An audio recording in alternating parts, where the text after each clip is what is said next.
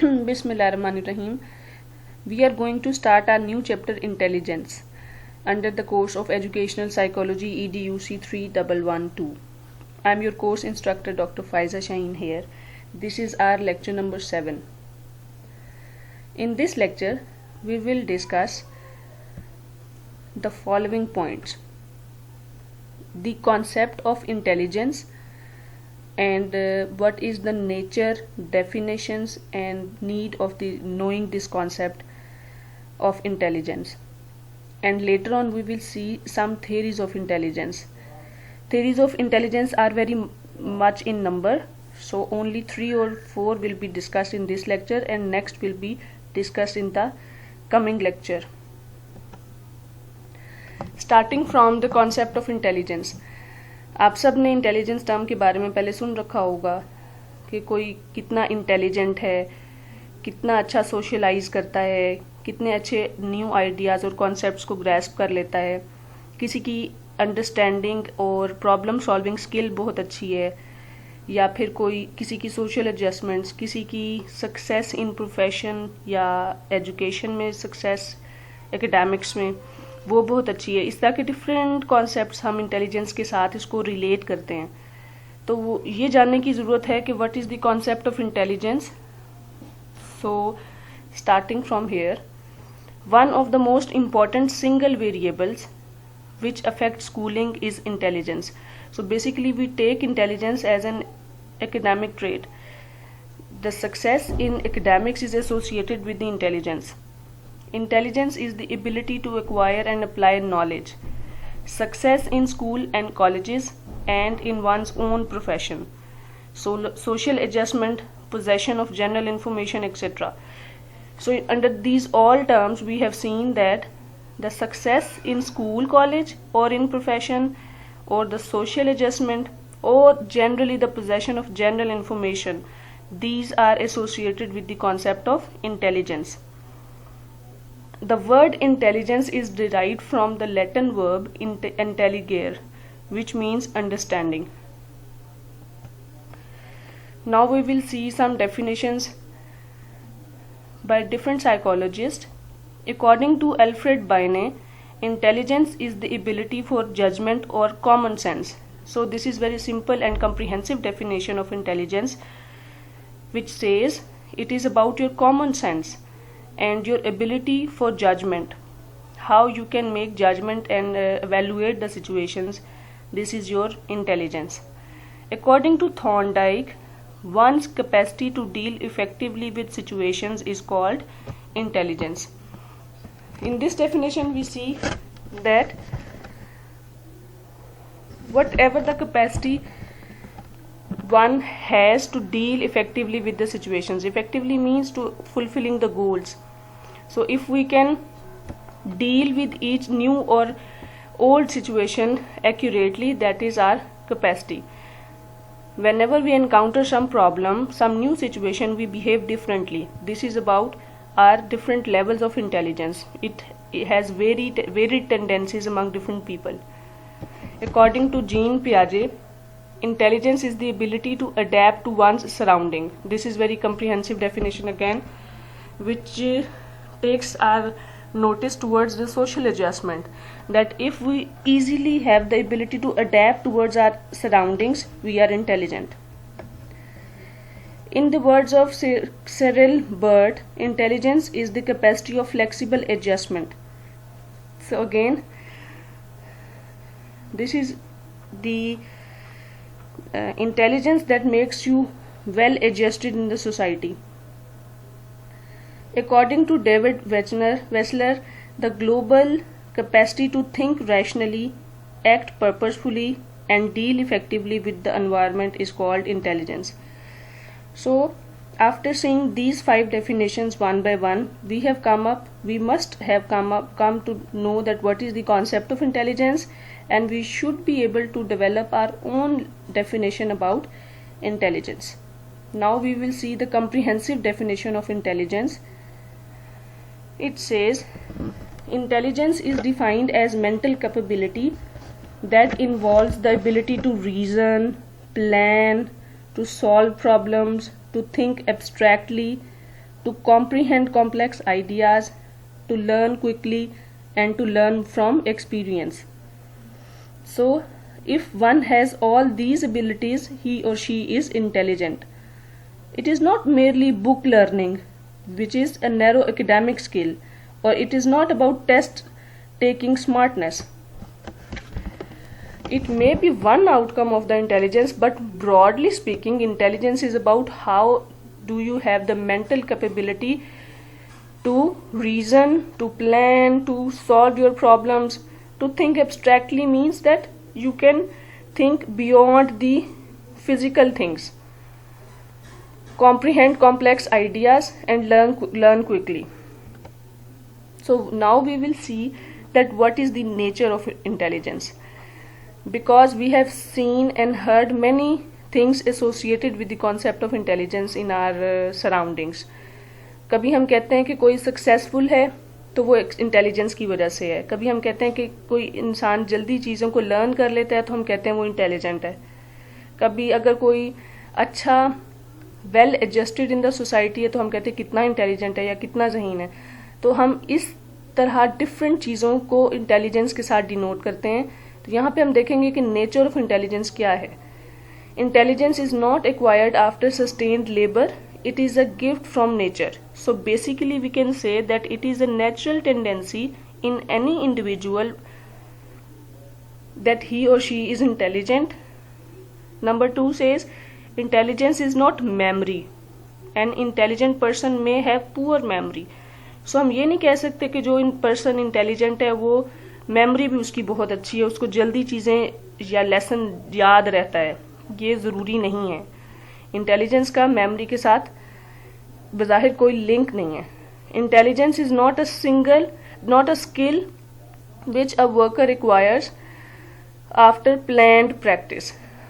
So in some circumstances we say that it can be more polished with rehearsal, but most of the times it is said not to be a skill which can be learned, क्योंकि ये innate है हर एक के अंदर. कोई high intelligent है, कोई medium है, कोई लोअर इंटेलिजेंट है. Intelligence is not a guarantee of a good behaviour of the individual. ये बात भी बिल्कुल अंडरस्टूड है कि हम ये नहीं कह सकते कि कोई कितना इंटेलिजेंट है तो उसका बिहेवियर भी बहुत अच्छा होगा. That may be some other reasons those contribute to a good behaviour. So now we will see the classification of intelligence, also known as the categories of intelligence. To understand the nature of intelligence, we need to know the classification of intelligence as given by E.L. Thorndike and Garrett.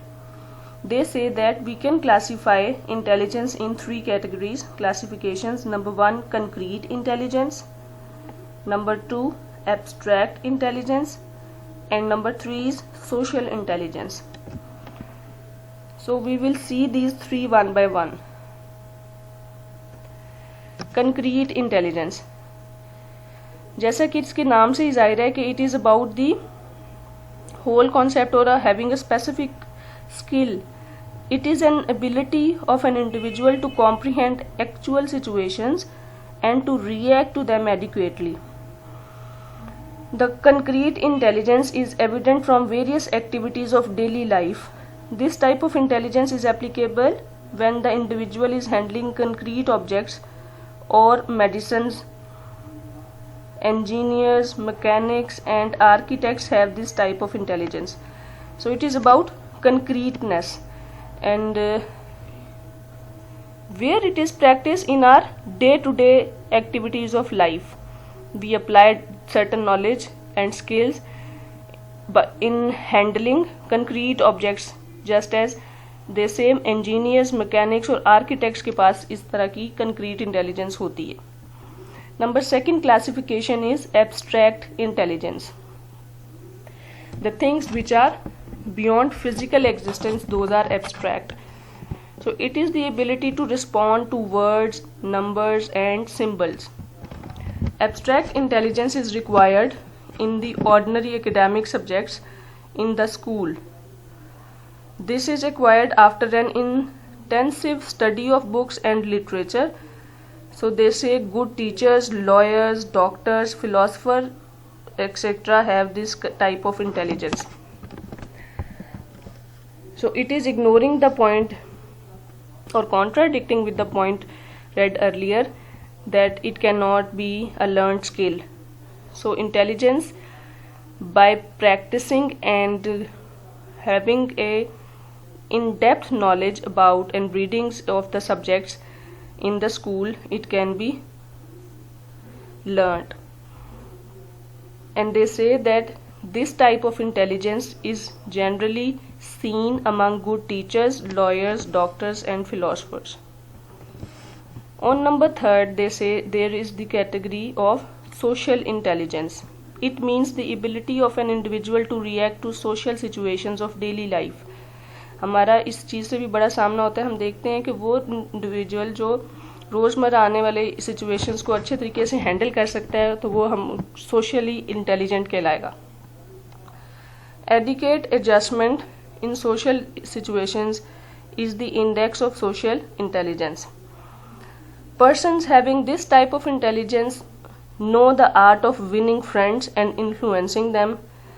So this is possessed by certain people who are leaders, ministers, members of diplomatic sources and social workers. So the people who can have easy adjustment in the society and they cope up with the different social pressures and they have a good large circle of friends and influencing people, so they possess this social intelligence, and normally they are leaders, ministers and social workers. अच्छा, अब classifications देखने के बाद हम देखेंगे what is the nature of intelligence. इसके बारे में हमें 2 बातें जानने की ज़रूरत है.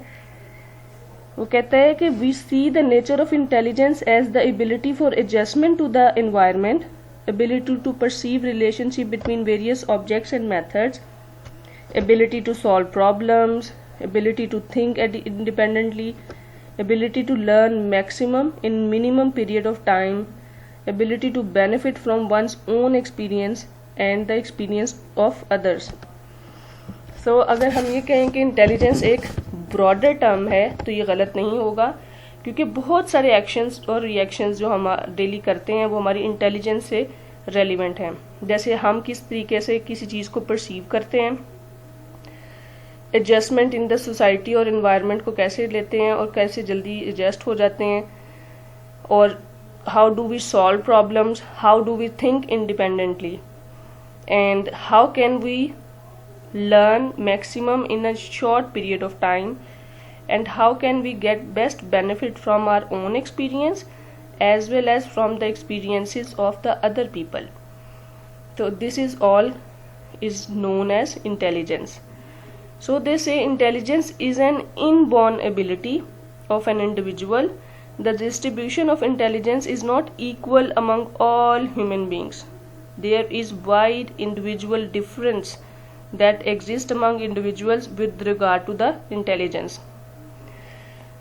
So नेचर में नंबर 1 पे पॉइंट में तो वो हमें बताता है कि कौन कौन से मैक्सिमम रेंज ऑफ थिंग्स हैं जिनको करने से हम किसी इंडिविजुअल को इंटेलिजेंट करार देते हैं, और नंबर 2 पे हम ये देखते हैं कि बेसिकली इसकी नेचर क्या है, कि ये एक इनबॉर्न एबिलिटी है, गॉड गिफ्टेड चीज़ है. कोई ज़्यादा इंटेलिजेंट है, कोई एवरेज है और कोई लो इंटेलिजेंट है. इसकी बुनियाद पे, इंटेलिजेंस की बुनियाद पे तमाम लोगों को एक दूसरे से फ़र्क किया जा सकता है, और हम कह सकते हैं कि इंटेलिजेंस की बुनियाद पे हम अगर फैसला करें तो तमाम ह्यूमन बींग्स एक जैसे या इक्वल इंटेलिजेंस पोजेस नहीं करते. Now to onward we will see some theories of intelligence. Theories पे हमने पहले भी पिछले चैप्टर में बात की थी under the chapter of learning. So we have gone through 7 theories of learning. Here there are some theories about intelligence. There are different theories about intelligence, none of which agree with each other. Every approach to thinking comes up with its own different perspective and assumptions, often contradicting at least one earlier theory. Theories बनी ही ऐसे हैं कि हर theory एक दूसरे से different claim करती है, हर theory का अपना पर्सपेक्टिव और अजम्पशंस होती हैं जो इसको वो एक्सप्लेन करती हैं, जिसकी बुनियाद पे वो थ्योरी डेवलप हुई होती है। और हर नई आने वाली थ्योरी पिछली थ्योरी से कुछ पॉइंट्स में कॉन्ट्राडिक्ट करती है या फिर उसमें कुछ ऐड करती है, जिसकी बुनियाद पे नई थ्योरी डेवलप होती है। So number 1 is faculty theory. According to this theory, they say it is the oldest theory regarding the nature of intelligence and flourished during 18th and 19th century. So this is very old theory. According to this theory, mind is made up of different faculties like reasoning, memory, discrimination, imagination, etc. These faculties are independent of each other and can be developed by vigorous training. So according to this faculty theory, we have come up to know that mind is made up of different faculties. Reasoning का portion अलग है, memory का अलग है, discrimination among different things अलग है, imagination अलग है। तो different faculties हमारे mind में एकदम अलग अलग independently काम कर रही हैं और इन abilities को, इन चीज़ों को, इन faculties को हम training के साथ improvement की तरफ ले जा सकते हैं। According to faculty theory, ये सब होता है। And they say this theory had been under criticism by experimental psychologist who disproved the existence of independent faculties in the brain. So although this was the oldest theory but it gave us some points regarding knowing the nature of intelligence among human beings, but it was criticized specifically by experimental psychologists. Under the concept of faculty theory, we see that one factor, which is unifactor theory, it says it reduces all the abilities to a single capacity of general intelligence or common sense. This would imply that they are all perfectly correlated and would make no allowance for the unevenness of people, just like their abilities along different lines, since it goes against the common observation that an individual does possess different levels of different abilities and does not shine equally in all directions, so it has no ground to stand. हम ये देखते हैं कि हर कोई differently reason करता है, differently perceive करता है, डिफरेंटली इंटेलिजेंट होता है। तो काफ़ी सारे एस्पेक्ट्स और पर्सपेक्टिव में इंटेलिजेंस होना इस थ्योरी के अंदर डील हुआ है। तो वो कहते हैं कि इन तमाम फैकल्टीज़ के अंदर को रिलेशन तो शायद पाई जाती है, लेकिन इन सब का इंडिपेंडेंट एक दूसरे के साथ काम करना मुश्किल है। और ये भी कहना गलत होगा कि अगर एक तरह की फैकल्टी ज़्यादा अच्छा काम कर रही है तो उसकी वजह से दूसरी फैकल्टीज़ भी मुतासिर हो रही हैं। Number second is Spearman's two-factor theory.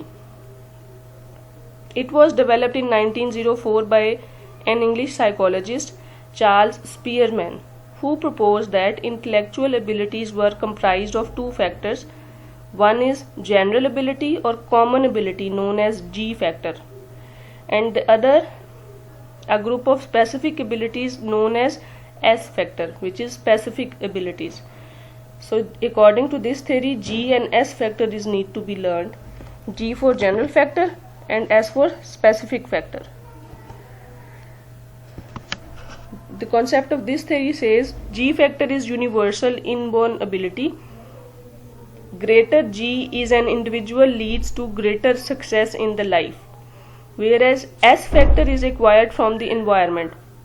It varies from activity to activity in the same individual.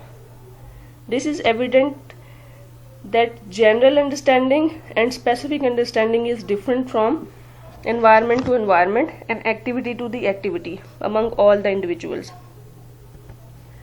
Number third is Thorndike's multi-factor theory. Now you can see that gradually they are expanding the span of the theories, starting from the faculty theory, then two-factor theory, now it is multi-factor theory. Thorndike believed that there was nothing like general ability. Each mental activity requires an aggregate of different set of abilities.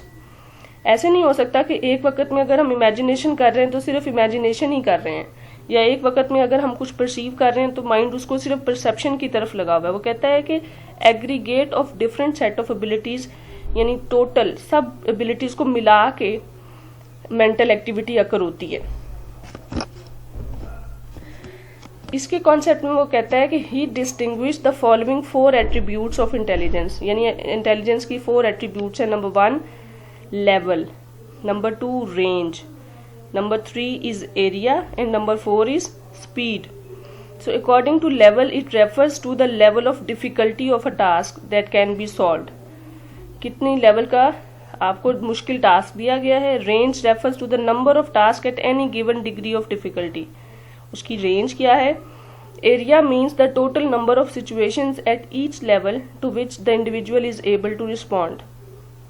And at last speed is the rapidity with which we can respond to the items given.